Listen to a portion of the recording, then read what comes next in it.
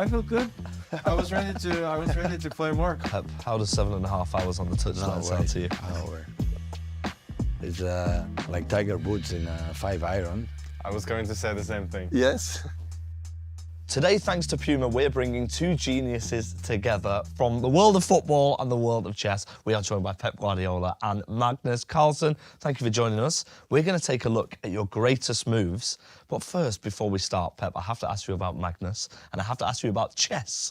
Are you into your chess at all? When I was a little boy, Yeah. I started to play. My father teach me a little bit, but immediately I realized I could not beat Magnus, and that's why I said, okay, I quit.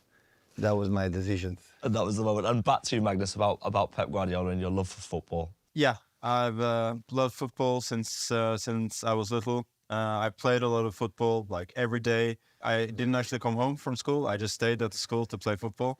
Then I come home to play chess.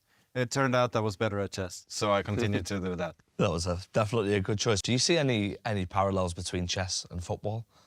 Yes, for sure. I think both in chess and football, the important thing is to control the middle. So that's one thing, that if you control the middle, you control the pitch or the board. And another thing is that often in chess also you attack on one side, force the opponent to overload, and then you switch. And you have an advantage on the other side. So in terms of space, it's remarkably similar. Now, Pep, you must be impressed with the insight Yeah, from, that's from right. Magnus That's right. there. That's nice. It's yeah, it is right. What he said is completely.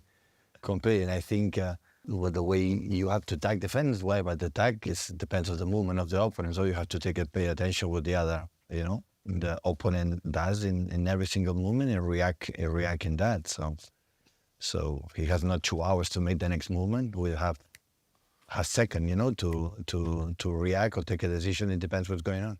Well, I think everybody watching at home, we are in for a great few minutes. Let's get on with the clips, and let's start with a clip that many City fans will probably remember. Pep, I don't know if you can recognise it straight away. It was a goal scored by Phil Foden against Nottingham Forest. Yeah, I remember because it's this season. It's close, and everyone, you see the image, and everyone is in his position. And yeah, sometimes, like Magnus said, you are in the left side, and now attack the right side, he had to be quicker. So now you need these kind of situations, actions 1 against 1, be patient, in the right moment punish them. In this type of situations, you have to be careful to not make a transition for the opponent. When you lose the ball, it's a void they can run. How is the moment? Here go, the left, movement in the right, runs in behind and finish.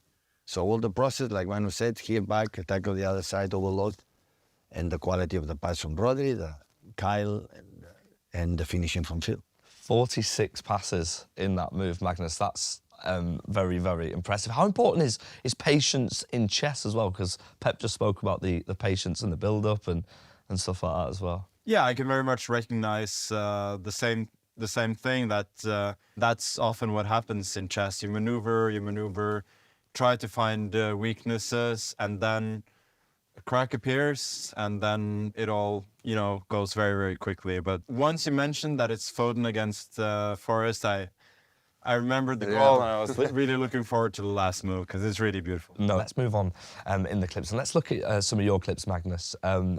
This one is against Wesley So. What do you remember from this situation you were in? I'd lost to Wesley a couple of matches, and I just remember, time is ticking down. We're both down to seconds. I was not playing so well. We're both nervous, but I got it through, and got a big win.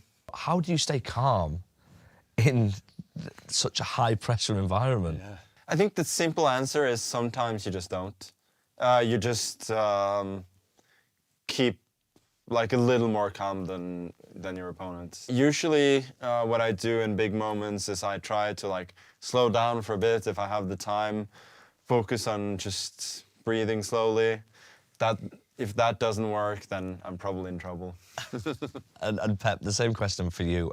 You've played in enormously high-pressure environments. How do you keep your emotions in check? No, you're right. Sometimes when you have something wrong, and sometimes I don't know what's happening. In that moment, like Manu said, the better is, okay, take a breath, relax 1 minute, okay? Football dictates sometimes the situation for yourself, and maybe in 3 minutes or 5 minutes, you will find the solution. You get more anxious and nervous, no chance to find the right solution. Here doesn't look like he's controlling the middle. No. Here, no, eh? No. Ah, okay. But now, like, the key factor here is I have this pawn, yeah? It's almost queening. So unless he can eliminate this one, I will win. And win he did. Amazing.